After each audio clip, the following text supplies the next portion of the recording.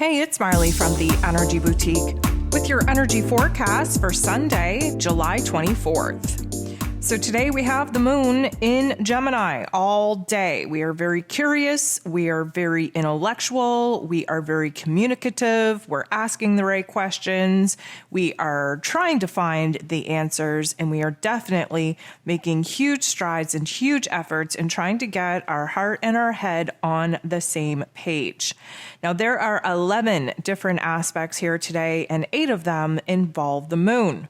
The moon is going to make an aspect with Pluto very early on in the day. Pluto, of course, the great transformer, retrograde in Capricorn, trying to show us where in the past we didn't advocate for ourselves, where we didn't stand in our power, where we gave our power away, where we failed to take control of our lives and of the situations at hand, and where it is that we had tremendous pain and suffering because of it. Now, we're not meant to kind of sit in the darkness, sit in the funk. What we're meant to do is use this as a life lesson on where it is in the here and now that we can boss up, that we can take our power back, that we can step into a new level of authority in our lives and actually make some moves, make the changes that are absolutely necessary. With the moon in Gemini, we are questioning everything, and the great transformer himself, Pluto, likes to do a deep dive in our psyche.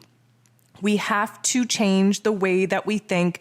We have to change the way that we look back on certain aspects, certain experiences, in order for us to rewrite the narrative into an empowering one. Keep in mind, we are just fresh into Leo season. We have Mercury in Leo as well, which means that there's a huge amount of healing as long as we get to the nitty-gritty, the heart and soul of the matter, and where it is that we now start kind of rewriting those old painful experiences into an empowering story that we can be proud of. The moon is going to bump into Mars. Mars, of course, the god of war, ruling over our physical energy, our drive, our passion, our desires, even our anger. Now, Mars is kind of slowed up, kind of frustrated, a little bit irritated because he's not able to go as fast as he would like. He's in Taurus energy, a fixed earth sign. We are very fixated. We have tunnel vision on what it is that we think we need to be doing. And Mars isn't afraid to roll up his sleeves and actually get his hands dirty in not only unearthing certain aspects within our own worth and our own value, because of course we are working on our self-confidence and self-esteem, but Mars is ready to go in actually getting to work to build new foundations in our self-esteem, in our self-confidence, new foundations and systems and routines in the run of our day, to be more supportive, to nurture ourselves, to bring in a new level of happiness and joy.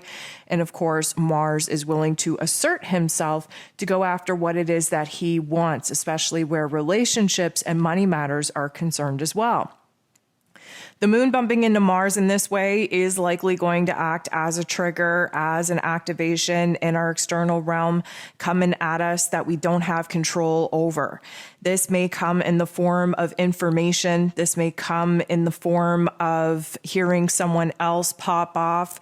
What this situation tells me is that we're going to have impulse. We're going to have an urgency, an impulse to act, which we don't want to do because we're not going to be acting out of a very good place. The moon in Gemini, very communicative, yes. Very kind of in the debate, yes. But Mars, again, we're very impulsive. We're very irritated and frustrated already because we're not able to see the progress, see the improvement, see things happen in a timely fashion in a way that we would enjoy. So whatever situation is coming at us, I would advise to take a step back, to not react and instead act as the observer, see is where it is that we can learn something from this, where we can choose a different response and basically change the whole energy of the situation. We do have a high probability of popping off with a little bit of anger, a little bit of a tantrum, a little bit of a heated discussion, if you will. And hopefully, acting as the observer, we can really kind of control that situation a little bit better and see a little bit more, I'm going to say, improvement over not only handling ourselves, our emotions, and our own energy, but being able to communicate even our frustrations in a very, very enlightened kind of way. Mercury is going to bump into Neptune. So Neptune, of course, retrograde in Pisces. Mercury is over here in Leo energy. What I will say is that this is a little bit of a conflict only because Mercury relies on our egoic, logical, practical, mental plane. Very kind of, I'm going to say, absorbed with one's truth, one's passions, one's ideas, just because we are in the heart and soul, that Leo energy. And Neptune is over here in Pisces, that is kind of more concerned about dreams and intuition and living in la la land. Now, granted, we are retrograde here, so we do have to face situations as they are and not for the way that we wish that they would be. We can't bury our head in the sand and just escape reality altogether.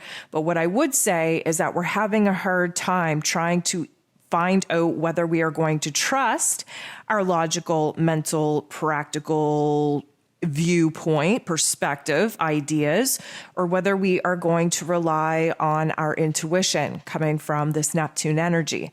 Now, I will say that this Neptune energy isn't as strong as Mercury in Leo is, because it is a fire energy and we're fresh into it. So we're feeling all the vibes. What we can take away from this is that Mercury in Leo is very, what I want to say, focused on the big dream, the big vision, the big goal. Now, Neptune in Pisces is great for that because we can tap into our creativity. We can tap into imaginary land and let ourselves kind of dream a bigger dream.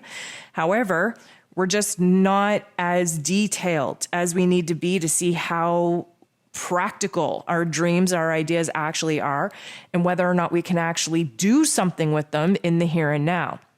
It may be very hard to align with our higher self at this point in time.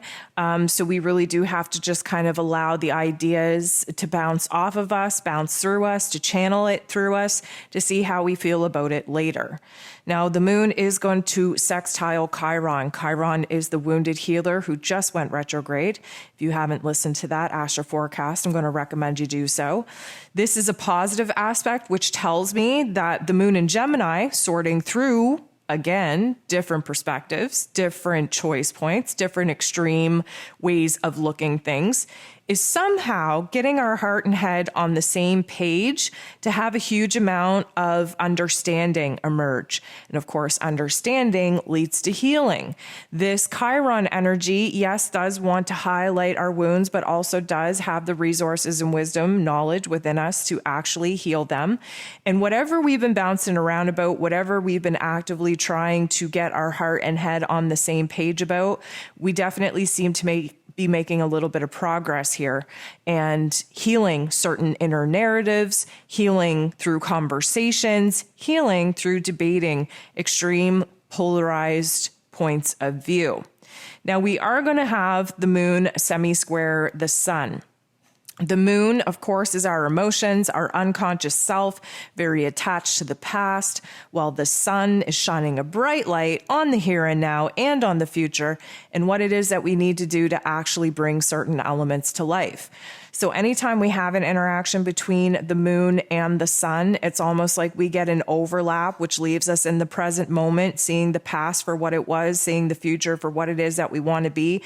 And of course, give ourselves in the here and now the opportunity to choose on whether or not we're going to let go from certain aspects and elements of the past to embody the new wants, needs, and desires of the future, or whether or not we are willing to boss up and be the version of ourselves that we need to be in the here and now in order to create the kind of future in which we currently desire.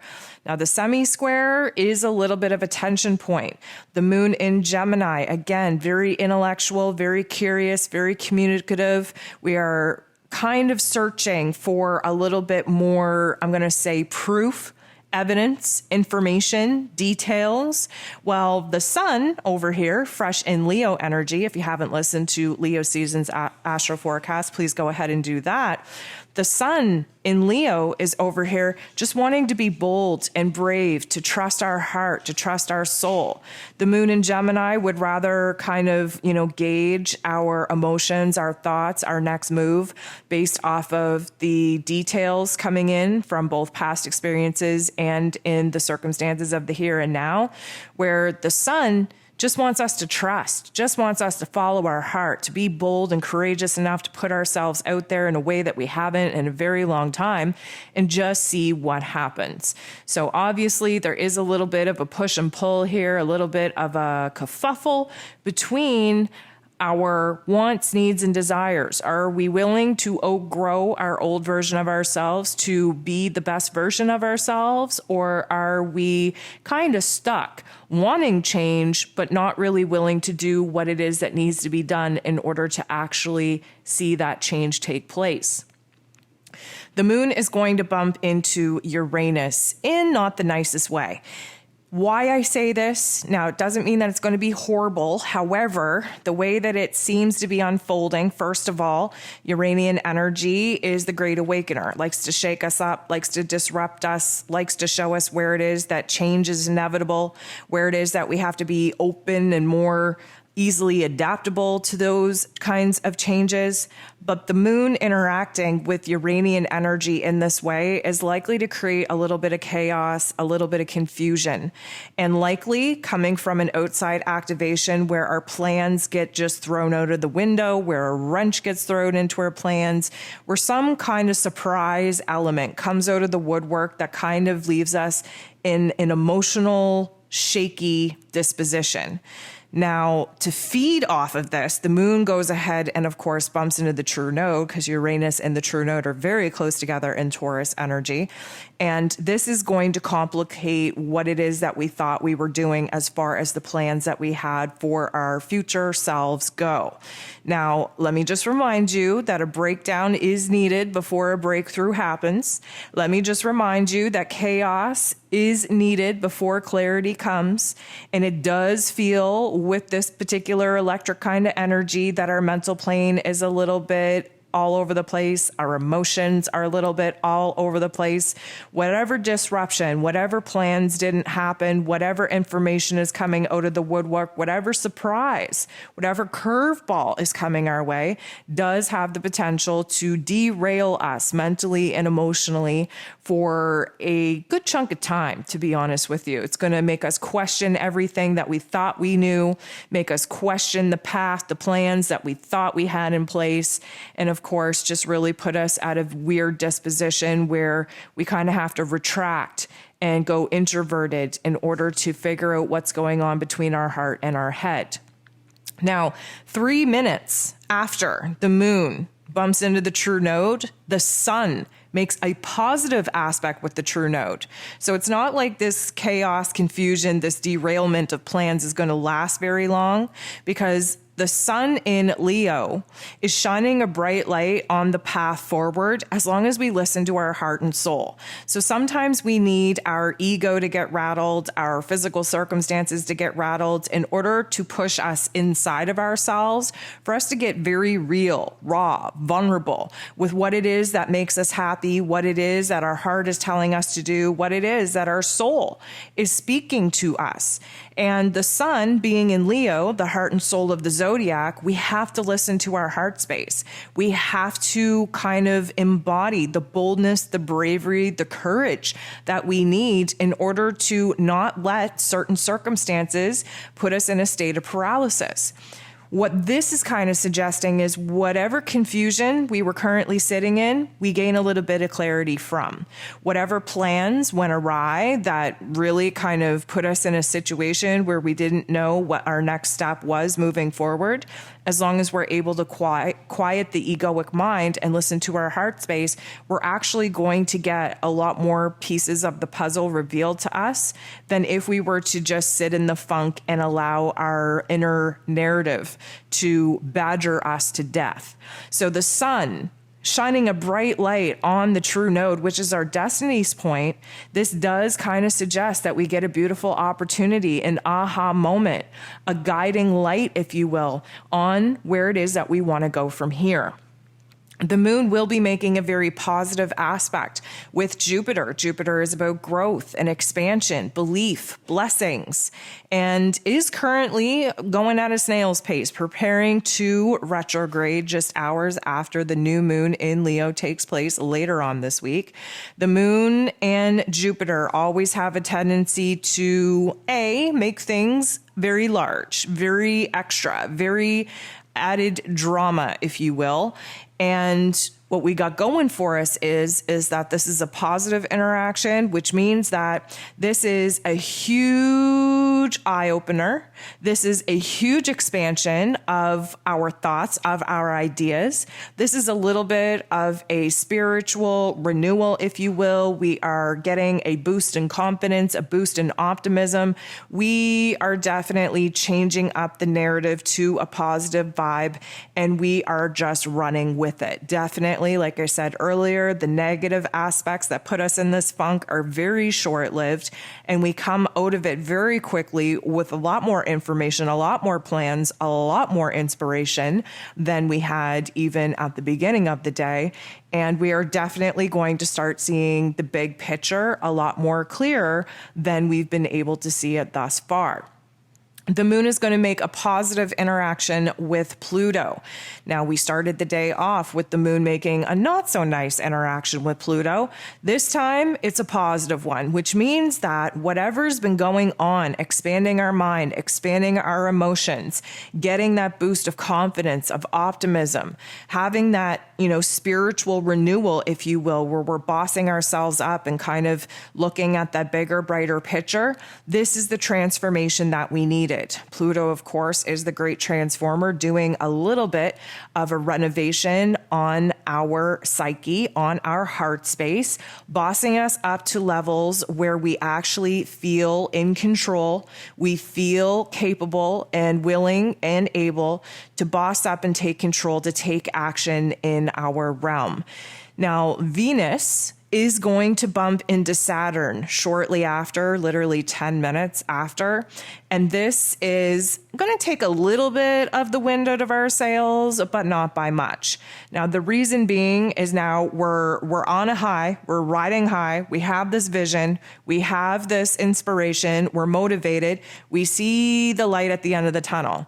Now, Venus is in Cancer, who is very, very sentimental, very, I'm going to say passive aggressive, very defensive. We are kind of stuck in the past. We are recognizing where the blockages are because of our over-attachment to people, places, and things. Venus being in Cancer, we really are recognizing a new level of worth and value within ourselves if we're able to love and care and nurture for ourselves the way that we do for other people. But this interaction with Saturn, the Lord of Karma, who is retrograde in Aquarius, this is going to put us at odds. Whatever clarity, whatever excitement, whatever vision, whatever dream, whatever high we've been riding on, suddenly we stop to think about what it's actually going to mean for us. What do we have to change? Who do we have to let go of? What do we have to surrender to? Where do we have to abandon certain roles and responsibilities that we've made to other people in order to put ourselves first? This is essentially, again, you hear me talk about it often, every single time we take 2 steps forward, that dark force energy wants us to take 2 steps back, keeping us in a state of paralysis. Just when we have a high vibe, just when we have clarity, just when we are feeling our spirits be renewed and we are, focused on the big, bright future ahead, Venus and Saturn are a little bit of a Debbie Downer. Suddenly, insecurities, doubts kick in. Suddenly, the unworthiness kicks in. Suddenly, we are in a funk and we are kind of curling up into a ball. If the positive vibes earlier in the day was us growing, us being big, us being bold, us being brave, Venus's interaction with Saturn is making us feel small, making us not so bold, not so brave, not so courageous, almost trying to lie and fib to ourselves that our current circumstances aren't as bad as we chalk them up to be, just to prevent ourselves from having to boss up and to make the dramatic changes and transformations in our life that we know we have to make if we want better for ourselves. So Saturn being the ruler of karma and over roles and responsibilities, over structures and foundations in our life, being retrograde means that we have to take a good look over, I'm going to say, the past 12 months, but probably even longer than that, to see where it is that we sacrificed our own wants, needs, and desires in order to make other people happy, to do what was best, what was most responsible, what we thought other people wanted us to do. And therefore, we sacrificed a huge part of our own happiness and likely gained a lot of bitterness and resentment towards the people that we love because of it. Now, Venus being in Cancer energy, very nostalgic, very much, I'm going to say, especially with the negative aspects, the shadow aspects being highlighted, very insecure, very, I'm going to say, questioning one's worth and one's value. And as much as we're in love with love, we don't feel lovable at this particular point in time. And this is really an aspect, this is really an internalized fight, if you will, on whether we value ourself, love ourself enough to put ourself back at the top of the list and make the roles and responsibilities, the commitments that we've made to other people be secondary to our own wants, needs, and desires, and mostly our own happiness.